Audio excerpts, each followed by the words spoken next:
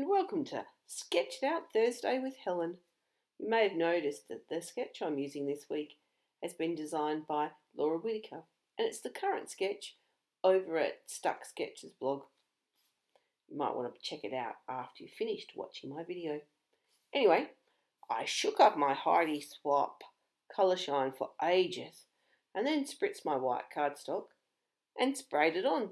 I originally thought I'd start using the packaging technique, but that was taking way too long for me, and I wanted it to go a bit faster.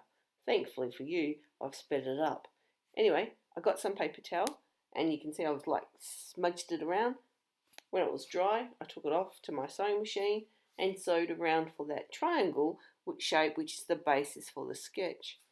Then I had all these red and green buttons that I actually bought last year at Christmas and had never used, and I thought it'd be really cool to make that triangle into a tree. So after lots of hot gluing, and I managed to stick all the buttons down, plus that little teddy bear at the bottom because it's so cute, and then filled in some of this bigger gaps with these little star buttons as well. And you can see just finishing off quite a bit of hot gluing and tacky glue here, but I quite like the end result.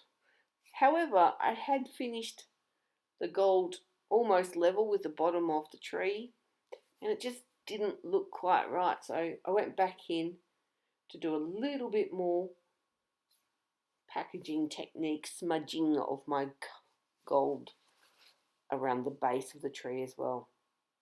And then I thought, some splatters would just finish it off.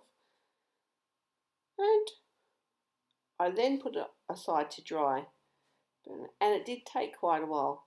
Luckily, Sam brought in some afternoon tea for me. Back to scrapping. I didn't really want to cover up that tree with patterned paper, so I dug in my stash and found this piece of vellum. And I thought, well, at least that way you're still going to get the look of the buttons through. Originally, I thought I'd use these three photos of the boys when they were younger, but this little photo kept calling to me, so I decided, nope, I wanted to use this one. And it is from a Christmas many years ago, but I don't know why. I just, I don't scrapbook chronologically. I store my layouts chronologically, but I scrap whichever photo I feel like at the time. And this one was calling, so I decided, oh well, listen, Helen, and do this one. I went through all my stack of embellishments, and I've got lots of bits and pieces from all the years, and I think most of these are from crepe paper. However, you can see in the bottom left hand screen there's some old Christmas pieces that I have had floating around for years too, and I just worked with them. You can see I stitched over the X's and the O's, mainly because being on vellum I didn't want to use too much glue, and I liked it anyway. And then I'm just working on this gold tag that I think was from the Hello Love collection from a couple of years ago. I've set myself a goal, I suppose, for the next coming 12-13 months to try and decrease my stash as much as possible. I've got a lot of stuff, and a lot of old stuff too, so I'm trying, my idea is to see how I can use it and revitalize it and reduce the amount I've got without going out to buying too many things. Now, if you watched a previous layout of mine, you may have noticed that little die cut bauble.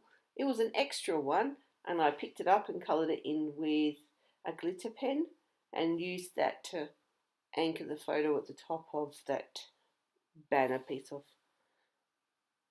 vellum.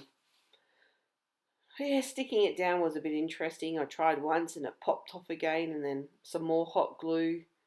Hopefully it's going to stay there. Then there was this other piece that I decided to make a cluster up on the top right-handed corner wasn't the right green, so I used the glitter pen again to colour it, to tie it in with the colour of the bauble. And then you can see I'm just making it. To be honest, this layout took me a long time for really relatively a simple layout. I was struggling with how to embellish it, where to place things, but I made myself sit down and finish it. And then I thought, title, what am I going to call it? And I wanted something to anchor the tree, to make it like the base of the tree. So B&B stands for Ben and Belle. Ben is my son, Belle is the dog, and it was Christmas 2006.